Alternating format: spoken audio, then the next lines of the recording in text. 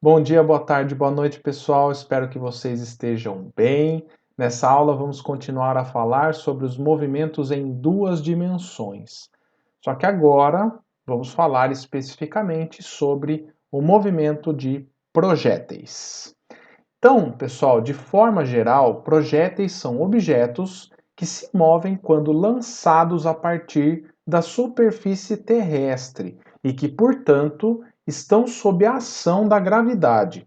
Para simplificar nossa análise, vamos considerar que as velocidades e alcances não são muito grandes, para que nós possamos desprezar os efeitos de resistência do ar e da curvatura terrestre.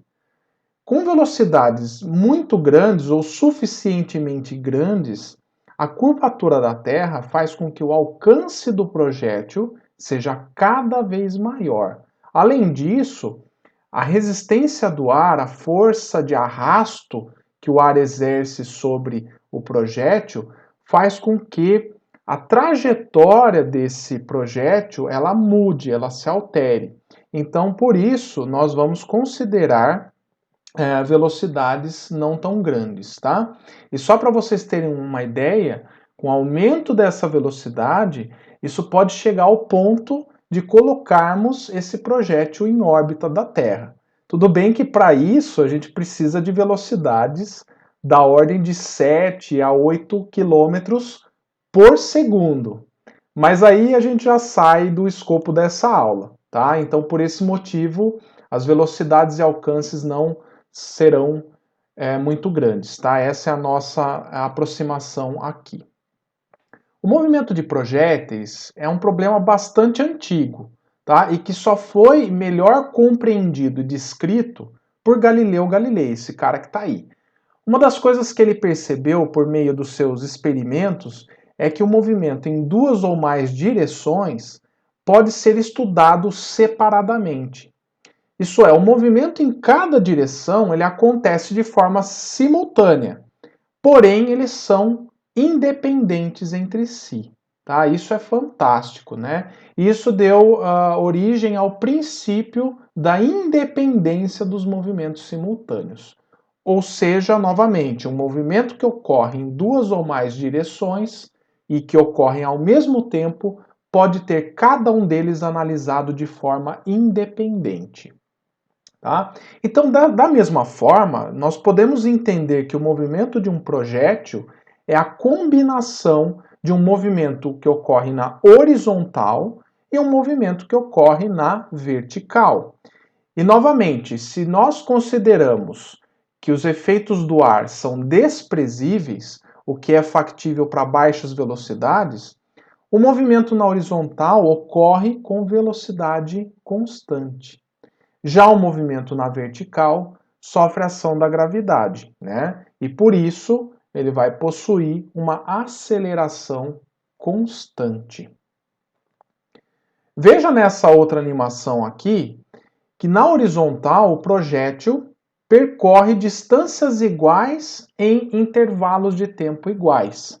Na vertical, o projétil ele percorre distâncias cada vez menores durante a subida e depois na descida ele percorre distâncias cada vez maiores nesse mesmo intervalo de tempo. No caso, essa animação você tem o movimento de um projétil, né, ao longo de toda a trajetória, né, ele partindo e voltando para o mesmo ponto, né, para a mesma altura.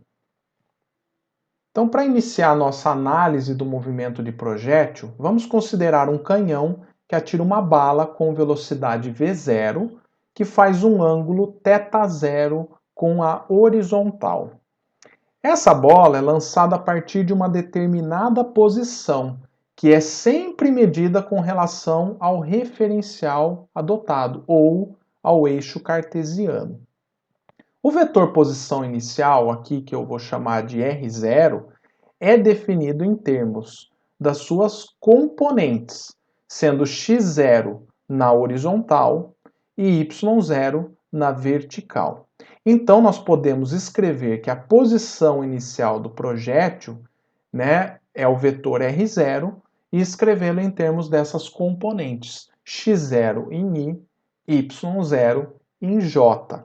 Lembrando que essa escolha ela é arbitrária, você pode colocar o eixo de forma que x0 e y0 sejam nulos. Basta colocar a origem do eixo no ponto de lançamento do projétil. Tá?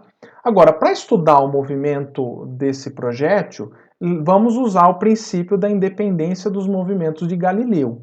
Então, para isso, nós vamos decompor essa velocidade v0 em v0x, que é a componente horizontal, e v0y, que é a componente vertical.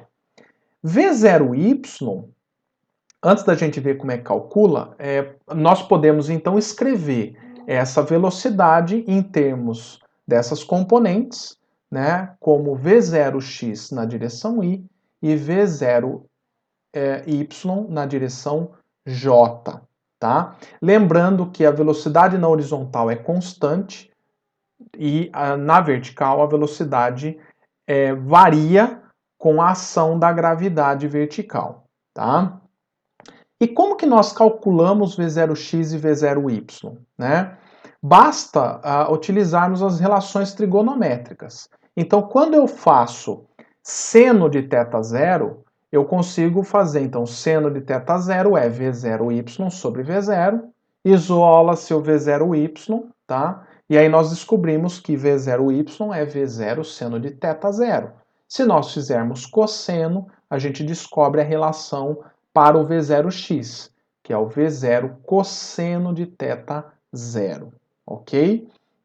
Então, a partir disso, nós temos as condições para iniciar a descrição desse movimento, tá?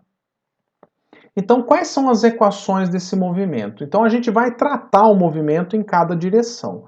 No eixo x, que trata do movimento na horizontal, nós vamos utilizar as equações do movimento uniforme, de velocidade constante, tá? Então, se nós quiséssemos descobrir o deslocamento do projétil, bastaria eu fazer v0x vezes o tempo, tá? Aí, no caso, já coloquei o t para considerar que o t0 é zero, tá? Então, aí nós vamos fazer o seguinte, né? Desmembrar o ΔX, escrevê-lo como a posição de x de t é um x0 mais v0xt. Então, aí nós temos uma função da posição no eixo x, né, em termos do tempo, tá? Já o movimento na vertical, que ocorre no eixo y, a aceleração é constante. Então, nós vamos pegar aquelas equações que nós deduzimos na aula anterior e aplicar aqui, só que agora usando o eixo y, né? Então, nós vamos ter que y de t é um y0 mais v0y vezes t menos gt quadrado sobre 2, a função horária da velocidade, né, com os índices y, tá? Então, vy de t é um v0y menos gt, e por fim a equação de Torricelli, tá? Todas essas sempre na vertical, por isso eu destaquei os índices y para você não esquecer. É importante também destacar o seguinte, se você quiser calcular a velocidade do projétil em qualquer ponto de sua trajetória, né, você vai ter que compor as velocidades horizontal com a vertical, tá? Para descobrir o v de t, né? Essa composição e da mesma forma, né, vai gerar um ângulo θ que depende do tempo também. Em cada instante de tempo, esse projétil vai estar em uma posição diferente de sua trajetória. Para que a gente possa descobrir o v de t, primeiro, esse vetor ele é descrito em termos das suas componentes. Então, para nós descobrirmos o módulo de v de t, usamos, né, o teorema de Pitágoras. V0x ao quadrado, já que ele não muda ao longo do tempo, mais Vy ao quadrado. Lembrando que o Vy, você usa a equação da função horária da velocidade. Tá? Já o ângulo, também que nós vimos na aula passada, basta tomarmos o arco tangente da componente y da velocidade pela componente x da velocidade. Então agora nós vamos fazer a análise do movimento de um projétil, considerando que ele parte da posição 0, tanto em x quanto em y, e executa o seu movimento completo até atingir novamente o y igual a 0, tá? Depois de passado um certo tempo. Então a ideia aqui é a gente responder as seguintes perguntas. Qual é o tempo de voo até atingir a altura y0, que é 0 novamente? Qual é o alcance máximo e com qual ângulo nós conseguimos atingi-lo? E qual é a equação da trajetória? Então lembrando que a primeira coisa que nós temos que fazer é determinar as componentes Vx e Vy do movimento. Então eu vou vir aqui, ó, lembrando desse triângulo aqui, ó, né, que nós temos. V0x pode ser escrito, determinado como V0 cosseno de θ0. Já o nosso V0y, ele é um V0 seno de θ0. Então isso aqui nós vamos usar para responder as três perguntas. Então, qual é o tempo de voo? Para isso, nós vamos usar o movimento na vertical, pelo fato de que é ele que acaba delimitando o tempo de voo. Tá? É isso que nós vamos verificar aqui. E por que isso acontece? Porque é na vertical que atua a aceleração da gravidade. Então é ela que faz o projétil retornar ao solo, vamos assim dizer. Então aqui, ó, na vertical, eu vou escrever a equação da função da posição com relação ao tempo, tá? Então, y de t é um y0, v0y vezes t, menos gt ao quadrado sobre 2. Como ele volta para a mesma posição y inicial, então aqui, ó, y0 mais v0y é o v0 seno de θ0 vezes t menos gt ao quadrado sobre 2. Aqui, ó, esses dois eliminam. Passamos qualquer um desses termos para o outro lado, vou passar o gt ao quadrado sobre 2 igual a v0 seno de θ0 vezes t. Como uma das soluções é o t igual a 0, eu já posso vir aqui, ó, eliminar um t para facilitar, né? E aí eu vou isolar o tempo, que é o que nós queremos. Então, o nosso tempo vai ser 2 V0 seno de θ0 dividido por g, certo? Então, esse é o tempo total de voo. E veja que essa dependência que eu falei com o movimento na vertical, ela aparece por meio do ângulo. Então, quando você tem o θ0 igual a 90 graus, seno de 90 dá 1, você tem o tempo máximo possível, que é 2v0 sobre g. Se o ângulo de lançamento ele for 0, seno de 0 é 0, logo o tempo dá 0. Então, conforme você vai inclinando mais, aumentando o ângulo θ0, você vai aumentando o tempo de voo. Próxima pergunta. Qual é o alcance máximo e com qual ângulo atingimos o maior alcance? Então, lembrando que o alcance ele ocorre na horizontal, então por isso nós vamos estudar o movimento na horizontal. E aí nós temos a função posição do tempo, né? Que é o x0 mais v0x t. Então, v0x nós já obtivemos lá atrás, e o tempo é justamente o tempo total de voo, que é quando ele atinge o solo na mesma altura, tá? Então aqui, ó, x de t, que vai ser o nosso alcance, eu vou chamar o alcance de r, o alcance máximo, x0 é 0, tá? E aqui vai ficar assim, v0x é o v0 cosseno de θ0, e o tempo que nós calculamos é 2v0 seno de θ0 sobre g. Desculpem o garrancho aí, tá? Logo, né, esse nosso alcance máximo pode ser escrito da seguinte forma.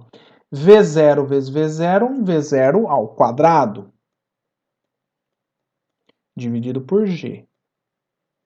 E 2 seno θ cosseno de θ, nós podemos trocar pela relação trigonométrica seno de 2θ. Então, esse é o nosso alcance máximo. Acontece o seguinte, essa aqui é a expressão que depende do ângulo θ0, né? E a pergunta é, com qual ângulo nós atingimos o maior alcance possível? E aí nós vamos fazer a seguinte análise, né? Essa função atinge o valor máximo quando o seno de 2θ é máximo. E isso acontece quando o seno de 2θ, 0, é igual a 1. E aí, pensando num lançamento, né, num ângulo que vai de 0 a 90 graus, isso vai acontecer, né, esse seno vai valer 1 quando este cara aqui, ó, for 90 graus. Logo, θ0 é 90 dividido por 2, 45 graus.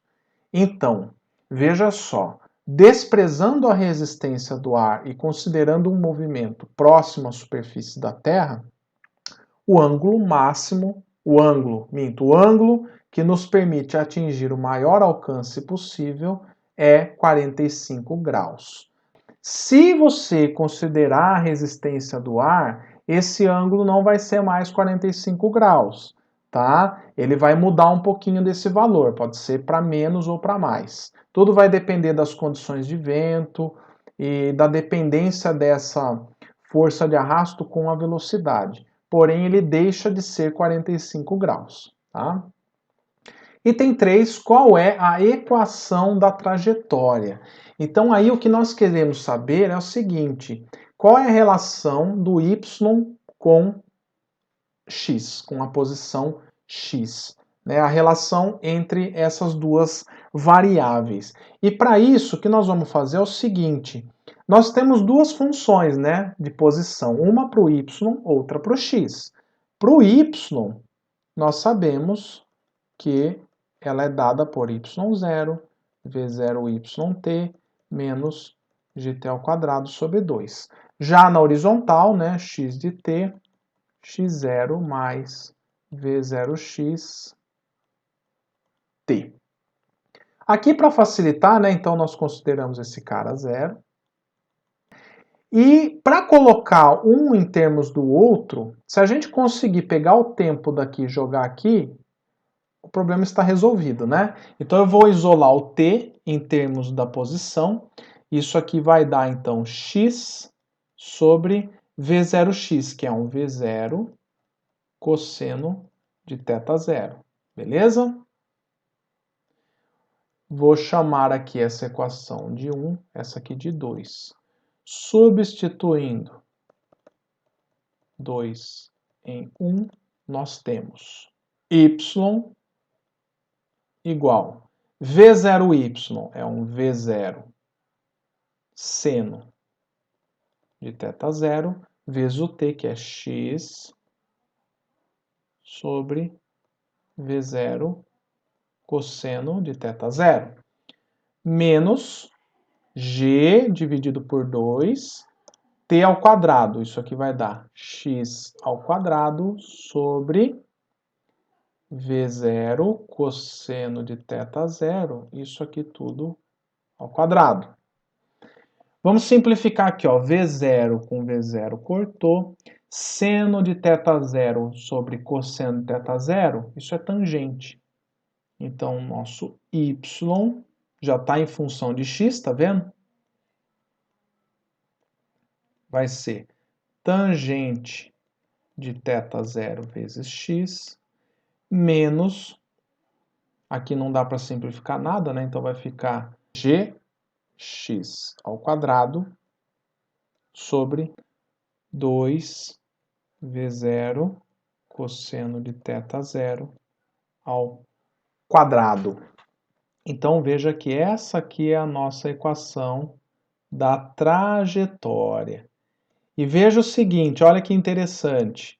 Ó, o y depende de x e x ao quadrado. Veja a semelhança dessa equação aí com uma equação de uma parábola, né, do tipo ax quadrado mais bx mais c. Né? Então veja que o nosso coeficiente a, ela é menos g sobre 2 v0 cosseno θ zero ao quadrado. E o coeficiente b é tangente de θ. E o c nesse caso é zero, já que eu considerei x0 e y0 zero, só para simplificar essa nossa conta aí, tá?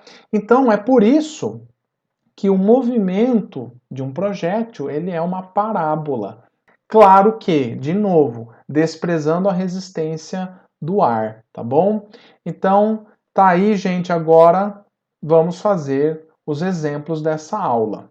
Então, pausem esse vídeo para tentar responder essa pergunta. Considere uma trajetória de uma bola se movendo no ar sob a ação da força da gravidade. Desprezando a resistência do ar no ponto mais alto da trajetória, qual das afirmações é verdadeira? Bom, vamos lá. No ponto mais alto da trajetória, que está representado aqui, o que vai acontecer? Em todo movimento nós temos a aceleração da gravidade atuando, né, com valor de menos 9,8 J, porque é para baixo, e a velocidade no ponto mais alto, ela é apenas a velocidade horizontal, apenas a componente horizontal.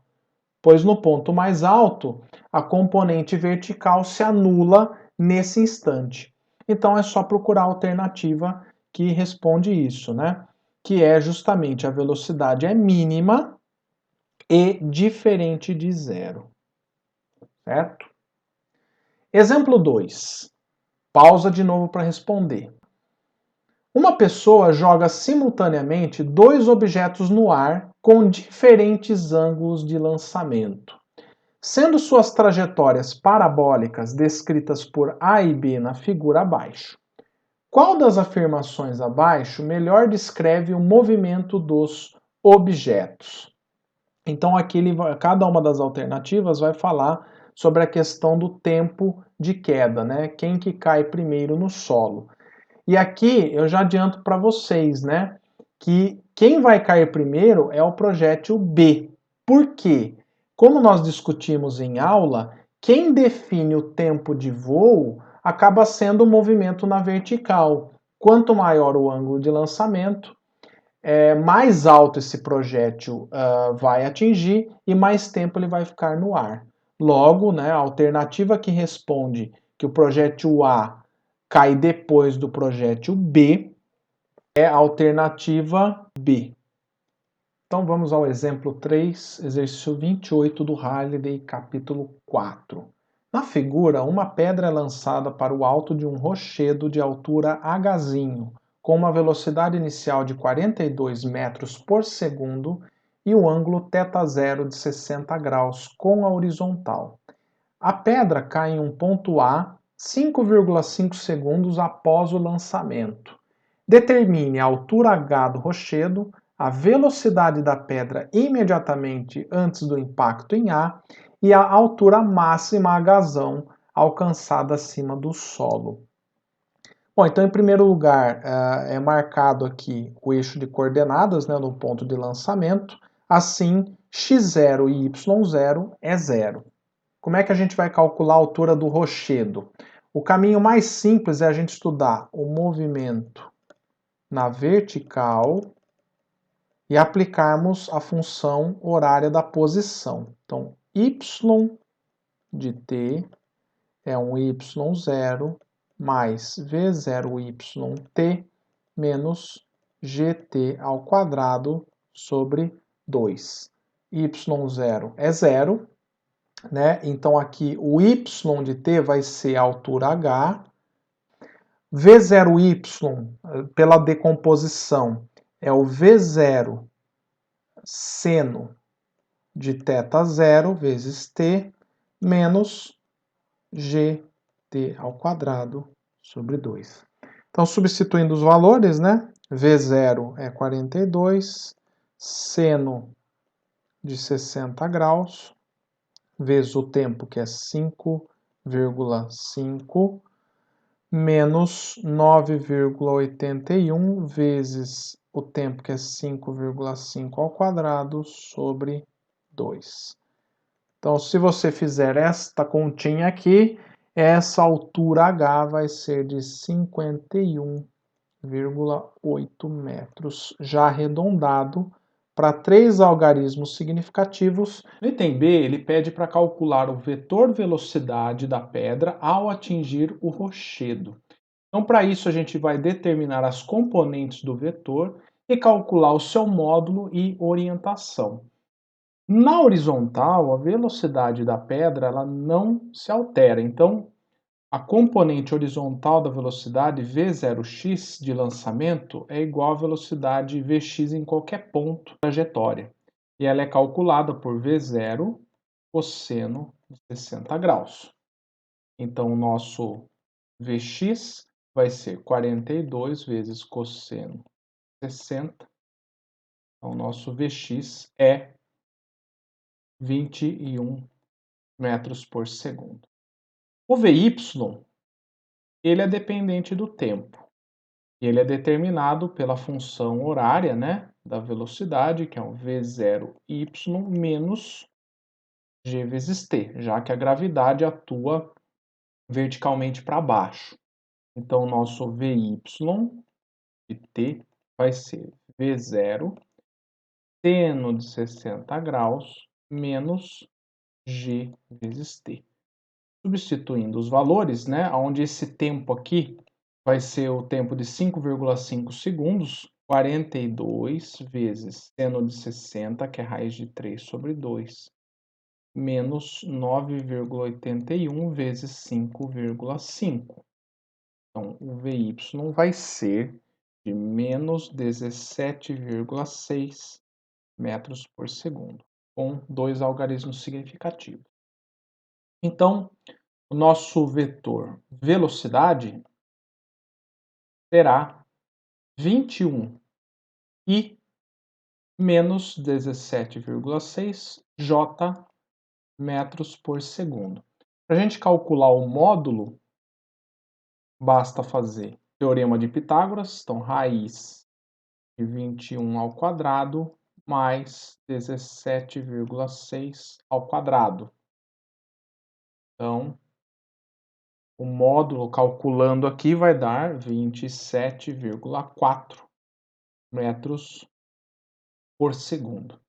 A orientação, já que o nosso vetor ele é algo assim, né, pensando aqui a linha horizontal, ele vai ter um ângulo aqui, eu vou chamar de θ. Tá? Então, o módulo desse vetor é 27,4 e o ângulo θ para calcular, basta a gente fazer arco tangente, ou tangente a menos 1, da componente y sobre a componente x. Então, menos 17,6 sobre 21. Então, aqui ele vai calcular o menor ângulo, né, entre o vetor e ele vai dar aproximadamente menos 40 graus. Tá? Então, ele deu negativo, tá? Porque ele está aqui abaixo do eixo, tá bom? Então, é menos 40 graus com relação a OX positivo. No item C, ele pede a altura máxima atingida pelo projétil. Como nós não sabemos o tempo em que isso ocorre, uma maneira da gente tentar é usar a equação de Torricelli, tá? É um mecanismo bom da gente partir. Então, aqui a equação de Torricelli diz, né, na vertical, né, que Vy ao quadrado é um V0y ao quadrado menos 2g delta y, que é a mudança, é a posição final menos inicial. Veja que na altura máxima, a velocidade vertical é zero. V0y nós conhecemos e ΔY é justamente a altura que ele está pedindo, né? Porque é h menos zero, simplesmente h. Então vamos isolar aqui, né? Passando para cá, 2gh é igual a V0y é um V0 seno de θ0, isso aqui é ao quadrado, e, portanto, H vai ser V0 seno θ0 ao quadrado sobre 2G. Então, vamos substituir, né? Os valores 42 seno de 60 graus ao quadrado sobre 2 vezes 9,81. Chegaremos, então, que a altura máxima atingida é de 67,5 metros. Ok? Então, é isso aí, pessoal. Espero que vocês tenham gostado, entendido o conteúdo e até a nossa próxima aula.